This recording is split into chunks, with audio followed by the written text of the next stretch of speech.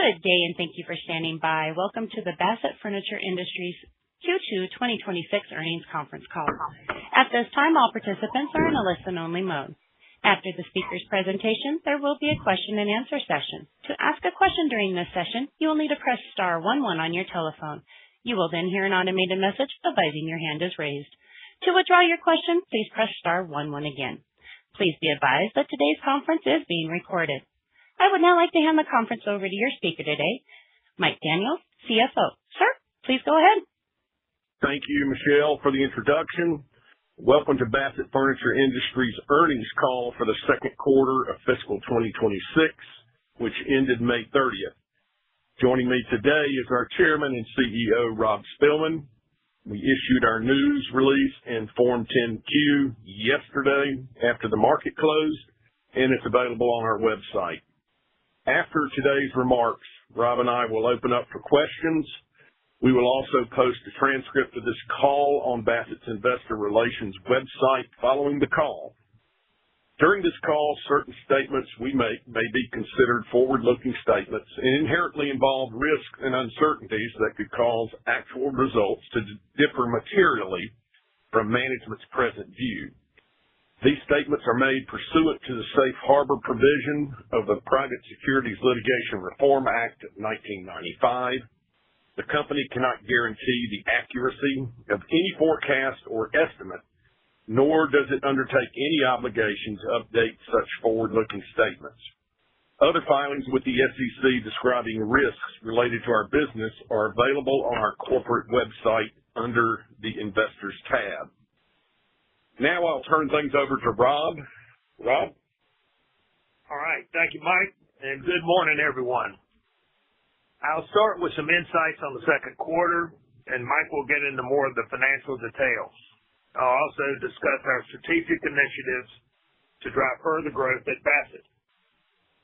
Operating profit on an adjusted basis improved in the second quarter on slightly lower consolidated revenue. As we moved through the quarter, positive traffic during April and May contributed to retail written sales being up 9.5%. Our Memorial Day promotion was especially strong, with written sales up 14% and 4% more traffic than last year. We saw these trends continue into June, which is a good start for the third quarter. Wholesale orders were up 5.2% for the second quarter, but shipments were down 2% as the increase in written sales were back-end loaded. We also generated $7.4 million of cash from operations during the period. Our consolidated gross margins grew by 90 basis points for the quarter, primarily due to improvements in wholesale margins on slightly lower revenue. Despite significant cost-cutting in recent quarters, our SG&A has remained stubbornly high. Part of this is the higher percentage of overall sales that corporate retail represents, with a structurally higher amount of SG&A compared to the traditional wholesale model. And we did have some unforeseen expenses run through, such as fuel surcharges that stem from the Iranian conflict.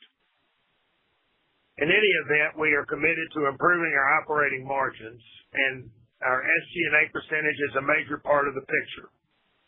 In keeping with last quarter's announced target, we remain focused on reducing expenses by an additional $1.5 to $2 million on an annual basis. Although we have seen recent forecasts foretelling modestly better housing numbers in the second half of 2026, we must generate higher sales in our existing store network and the environment in which we operate today. We are not simply waiting on things to get better. Obviously, higher average sales per store means greater leverage of our fixed costs. That is why the quarterly 9.5% written sales increase was particularly encouraging. That said, our retail gross margins fell by 120 basis points in the quarter, partially due to more aggressive pricing of our clearance inventory. Accordingly, we plan to raise retail gross margins in mid-July by 200 to 250 basis points. Our marketing organization has begun to consistently deliver greater efficiency on investment as our adjusted media mix drove more foot traffic to our stores for the first time since the COVID boom. We engaged a new agency last year, and their analytics platform is giving us a better understanding of our customer. We've also begun to use artificial intelligence to further reach our customers on a more personalized basis. Augmenting the more precise digital strategy is our growing utilization of direct mail, which we successfully reincorporated into the mix 18 months ago. We are excited about these results and believe that more fertile ground lies ahead due to our marketing efforts. We continue to benefit from the successful product introductions of 2025, both in upholstery and case goods. Several of these offerings have become top 5 items in their respective categories and offer a nice complement to our legacy custom programs that remain the hallmark of our assortment. At the April market in High Point, we had very positive response to our introduction of opening price point lines, both in living room and bedroom. These collections will bolster our good, better, best strategy and will be available in Bassett stores and at independent dealers in advance of the important Labor Day selling events. Our second initiative is to generate growth from opening new corporate and licensed retail locations. On May 8th, we opened a new 14,000 square foot store in Cincinnati, which marks a return to Bassett for this important market. We spent almost 2 years researching the location, negotiating terms with the landlord, and converting the space in a highly trafficked retail center to our specifications. Early indications of traffic and written sales are encouraging. In fact, on the wholesale side, we sold more products in 8 weeks in Cincinnati than we did all of last year. We will open a location of similar size and economics in Orlando in early October. In addition, just after the quarter ended, an existing open market dealer in Nashville, Tennessee, converted an existing location into a new 12,000 square foot Bassett Home Furnishings store. Currently, we have 59 corporate stores and 28 licensed stores in operation. We will also continue to evaluate opportunities to convert current licensed locations to corporate stores as owners retire and exit the business. Third, we continue to invest in e-commerce for a fully integrated omni-channel experience. We are seeing a return on this investment as web traffic was up more than 3% in the quarter. Perhaps more importantly, written web sales were up by 40%, marking 7 of the last 8 quarters with increases exceeding 20%. Contributing to that performance was a 24% increase in average order value. Upholstery sales saw the greatest jump, aided by an updated fabric module that improves the customization process. This is part of an overall improvement to the user experience, including a new navigation menu that makes it easier for customers to shop and find products. Finally, the National Home Delivery Program that we launched last fall is contributing as we reach customers where we don't have stores in all the contiguous 48 states. Fourth, we plan to expand our overall wholesale business through several efforts. Outside the Bassett store network, we rely on 2 dedicated distribution concepts, Bassett Design Centers, the BDC, and Bassett Custom Studios, the BCS, which represent well over half of our open market business. The combined orders for the quarter rose by 1.3%. Shipments fell by 4.5%. Behind these numbers, the BDCs contracted by 6.3%, while the smaller footprint of the studio grew by 7.2%. Currently, we have 94 accounts on the books classified as BDCs, generally consisting of 3,000 to 5,000 square feet of floor space dedicated to our products. The newer studio concept is a 1,000-foot little sister presentation of our true custom upholstery program. We opened 4 custom studios in the quarter, bringing the fleet total to 64. We are auditing the results of both our best partners and the less productive locations to drive higher levels of standardization and performance across both of our dedicated distribution concepts. Integrated into our initiative to grow wholesale is our expanded focus on increasing Bassett's share of the professional interior design channel. We have the breadth of assortment, fabric line, custom capabilities, and the ability to upholster in customers' own material, known as COM, that arms us with the product currency to effectively serve this disparate but growing channel. Our new High Point showroom location is more relevant to the design trade and will showcase all of these attributes in a much more forceful way than was accomplished in our prior location. We will also unveil a new product collaboration with an accomplished interior designer that we will begin to market later this summer.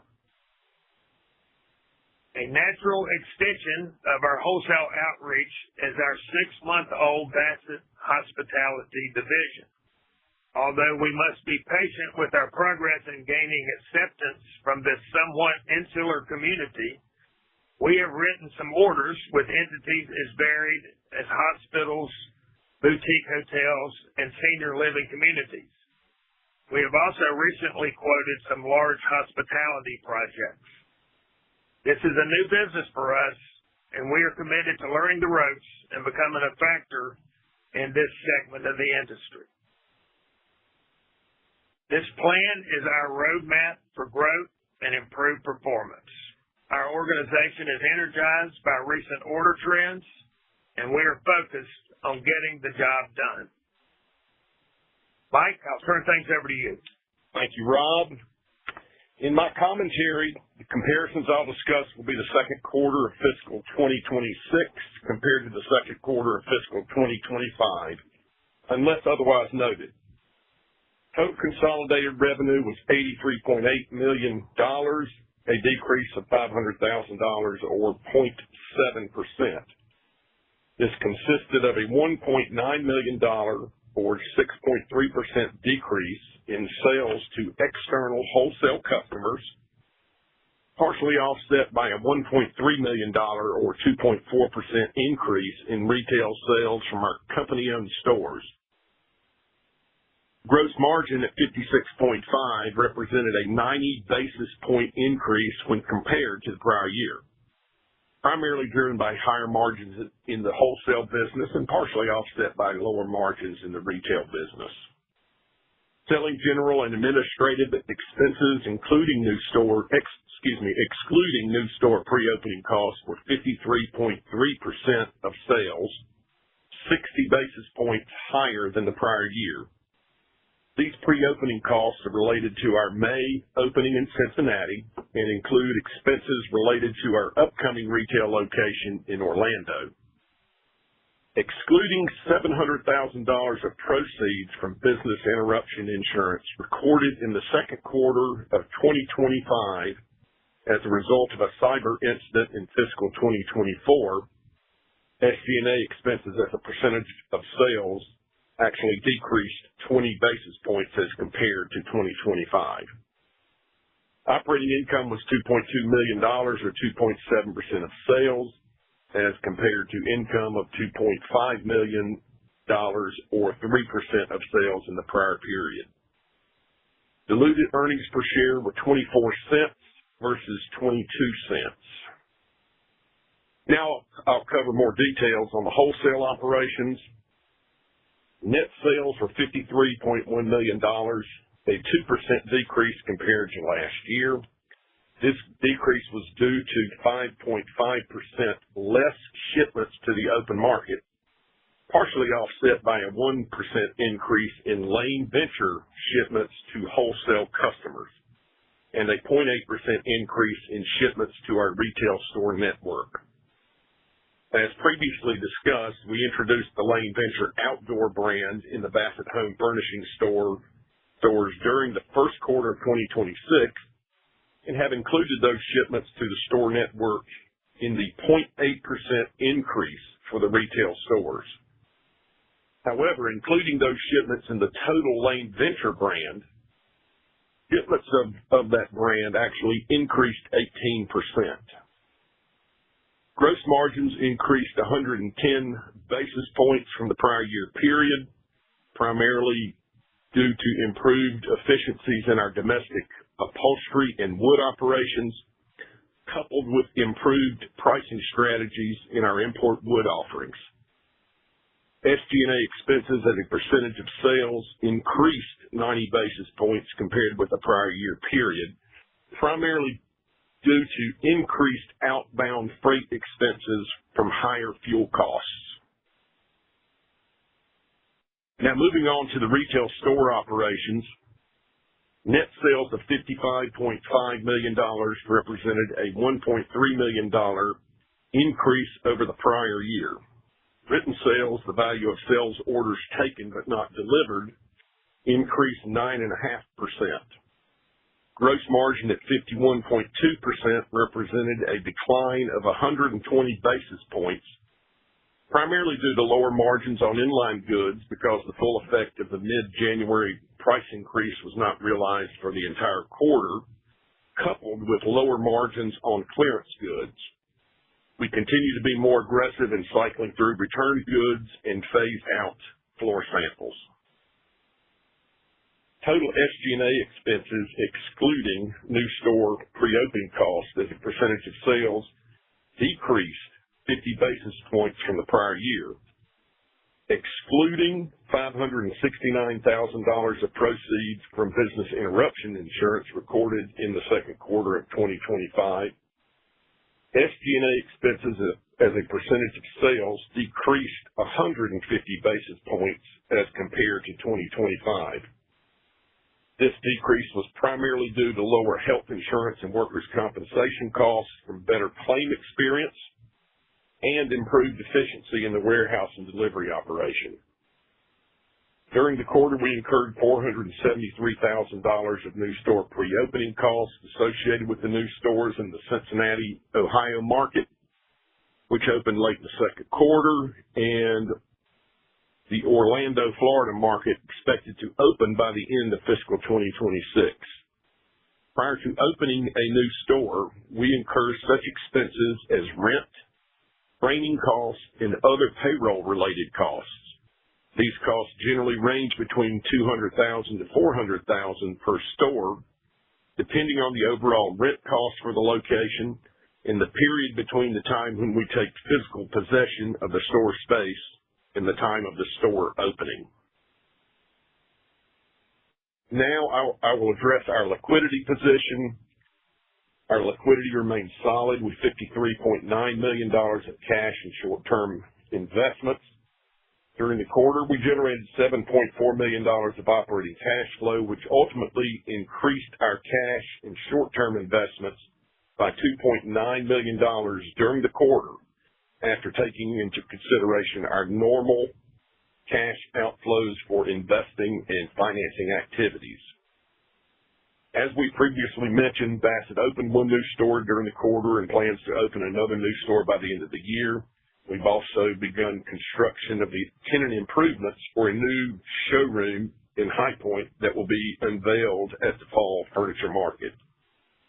As a result, we expect total capital expenditures to be between $10 and $12 million for 2026, considerably more than the $4.5 million spent last year.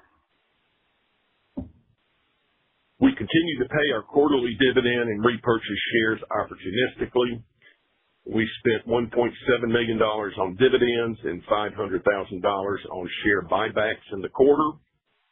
We remain committed to delivering shareholder returns through dividends and, when appropriate, share buybacks. Now we'll open up the line for questions. Michelle, please provide instructions to do so. Thank you. As a reminder, to ask a question, please press star 11 on your telephone and wait for your name to be announced. To withdraw your question, please press star 11 again. One moment for our first question.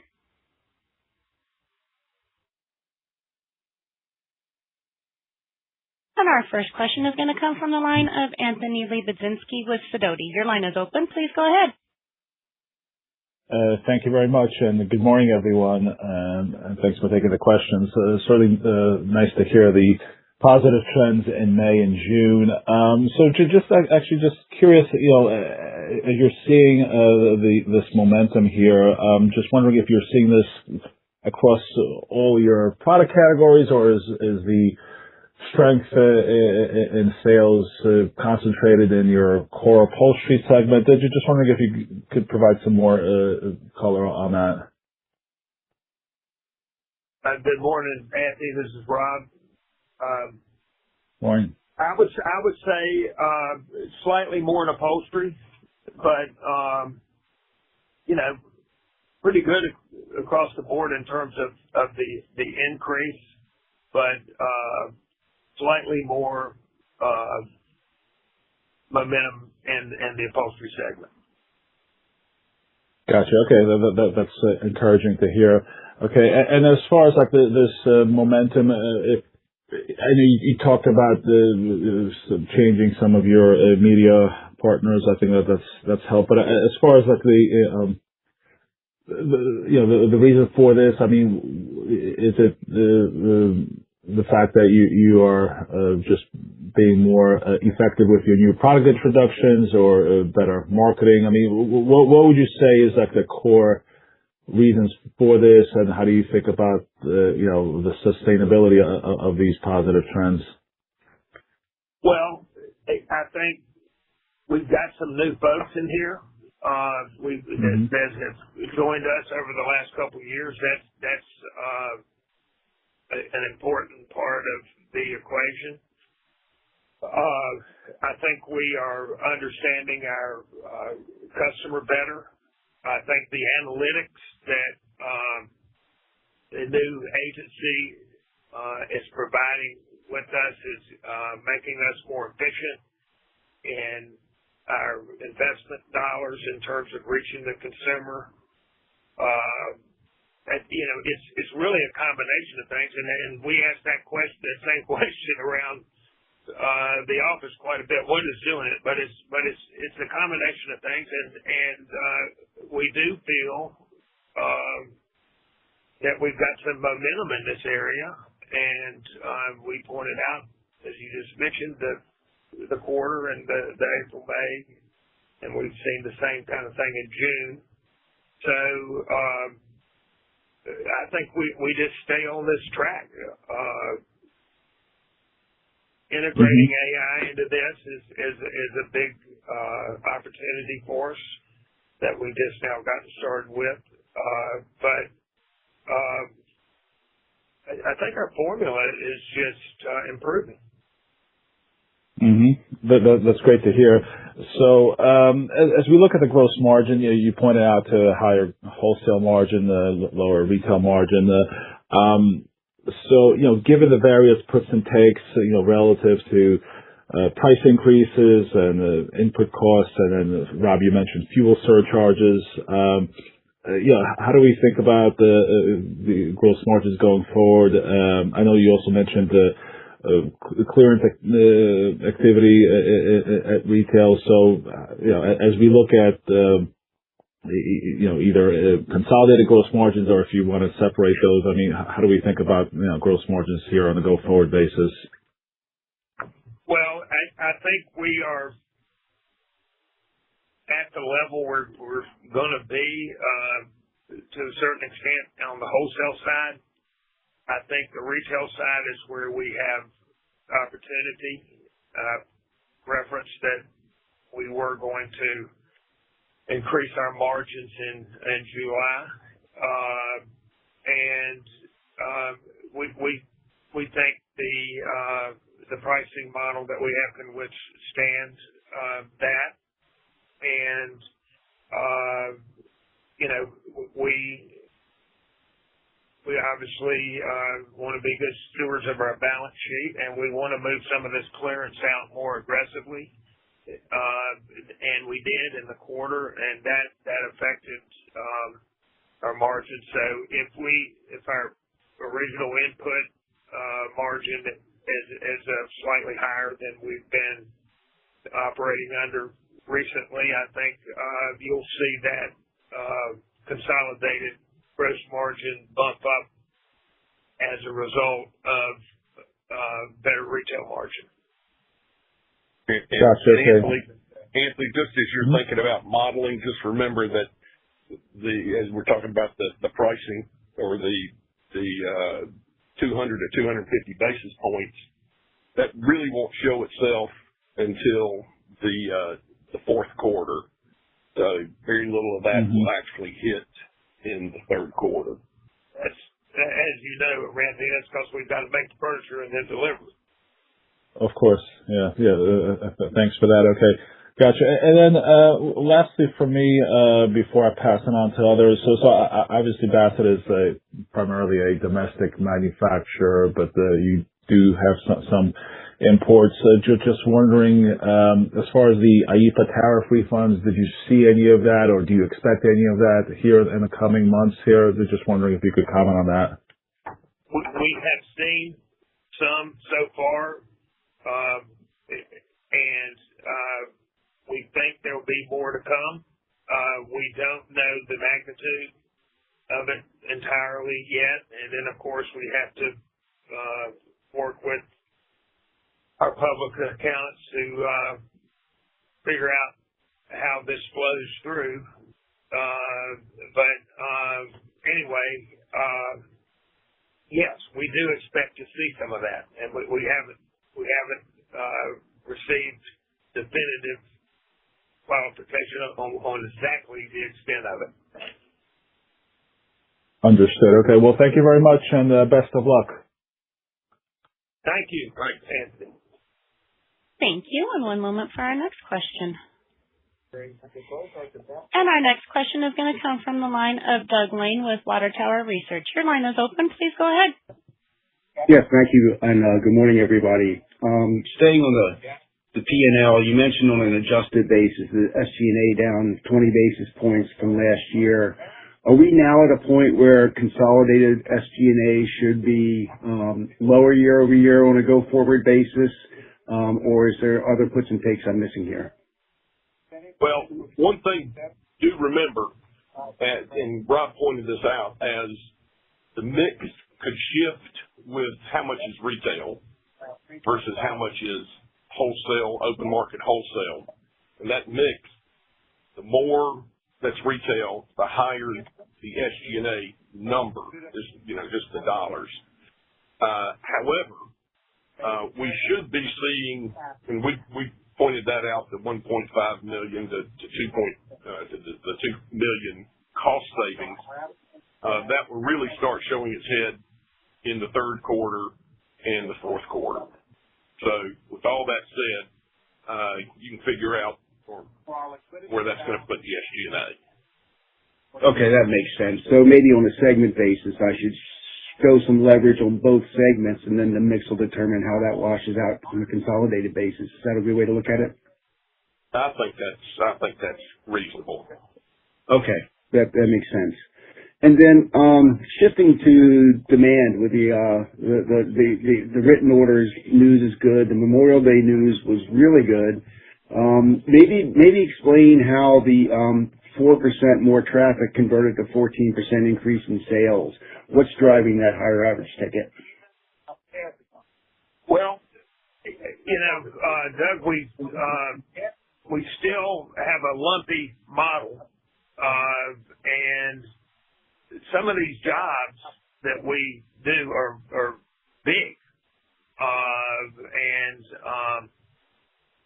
I mean we wrote a couple tickets over $100,000 this quarter, and so when you get those kind of things that it really pops up the average ticket. And it seemed like we got some big design jobs coming through, disproportionately maybe on a historical basis at the end of the quarter. So that's what I would attribute that to. And just remember, I mean, the traffic has been going down pretty consistently over the last, I don't know, however many years. But there's also the conversion rate that you got to factor in there. We're doing a better job of what we do have converting.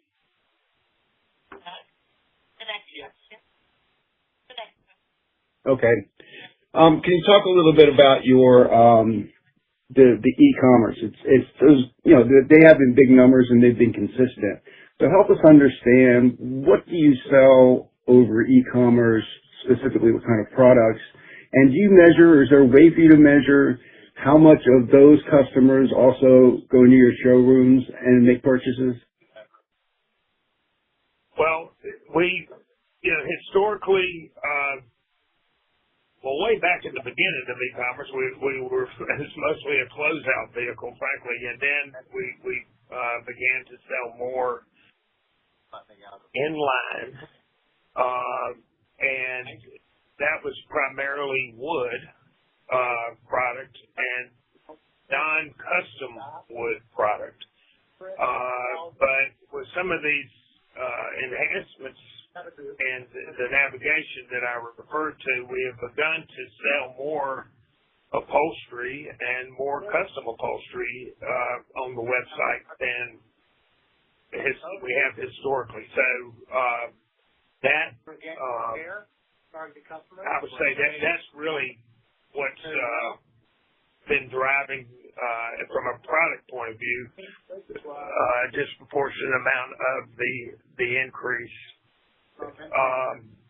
And the second part of the question, I'm trying to remember, what was that? Oh, it was just on, is there a way for you to measure if people that buy online also go into your showrooms and buy there? Well, with our clienteling platform, we basically can track all of that. And yes, we can see that. I mean, I can't tell you your percentage, Doug, off the top of my head here, but generally speaking, our web customer is a Bassett customer that also shops in the store. So it's really just part of a broader ecosystem, is the way to look at it. Yes, that's exactly right, and that's exactly what we're trying to grow. That makes sense. Now, I know we talked about new stores in Orlando in October, so we'll have new store expenses, I guess, throughout the remainder of the year. Have you made any comments about store openings after Orlando? We have talked about next year in Belleville, New York, and that will actually be a trade out of a store that we're going to close in Garden City, in Westbury. There's several names for the same place, but anyway, we call it Westbury, but others call it Garden City. But anyway, we're going to move east on Long Island and slightly north to Belleville, near the Walt Whitman Mall there, a smaller location, better store economics, and that's what we've announced so far. And so that's a little bit different. Will that have a new store cost called out, or will it just be sort of below the surface with one store going away and another store opening? Well, unfortunately, the way this accounting works, even though in most of these cases we're not actually paying rent, we have to charge the rent when we get the keys to the empty shell. So that's kind of irritating, frankly, but that's what we have to do. So it's a non-cash charge, but it does hit your earnings And you don't really get relief from that, obviously, until you open the store. And then in our case, you've got to wait another 30, 45 days to get any revenue because we've got to make the furniture and deliver it. So it's kind of a front-end loaded bad guy that we have to absorb into going to these big stores. And, we think they're significant enough that we call it out. And Doug, he likes to blame me for that. Yeah. I can understand the logic of it. That's my problem. I don't really get the logic. But anyway. But Doug, to answer your question, there's a couple of things I want to point out. So yes, there will be new store pre-opening costs associated with mail build. The other piece to that, where Rob was talking about, you don't ring the register for 1 to 2 months after you start the store. I think we may have some backlog coming over from the Garden City stores. We don't have those losses that happen in the first couple of months of the opening. Now, did want to point out for Cincinnati, while it opened in May, we won't have any sales to ring the register until June, and you kind of have to build up the backlog. So you're going to have a couple of months of losses associated with after it opens because you're building up the backlog, if you will. Oh, I got it. So we're still going to have Cincinnati here in the third quarter. Yeah, you'll still have some drag from Cincinnati. Okay, and just finally on the new opening price point products you launched at the spring market, looks like you mentioned they'll be in the stores Labor Day. Is there an impact to margins from the opening price point, or are you able to accommodate it at segment level margins? For the most part, we'll be able to accommodate. We'll definitely be able to accommodate it on the retail side. We did price it slightly sharper on the wholesale side, but this is not anything new for us or for the industry, really. It's something that you need some unit throughput to cover your fixed expenses in these big factories, and that's what this is designed to do. And generally speaking, when we do that, and if we're successful in moving the units through, we like the answer at the end of the day. Okay, that's helpful. Thank you. Thank you, Doug. Thank you. And I'm showing no further questions at this time, and I would like to hand the conference back over to Rob Spilman, Chairman and CEO, for any further remarks. Okay, Michelle, thank you for giving us some of your time today, everyone, and for your interest in Bassett. We're excited about the changes we're making and confident in our ability to deliver for customers and shareholders. We look forward to reporting again in October on the eve of the debut of our new High Point showroom on October the 15th, when we swing the doors for the first time. So have a wonderful holiday weekend on this special 4th of July. This concludes today's conference call. Thank you for participating, and you may now disconnect. Everyone, have a great day.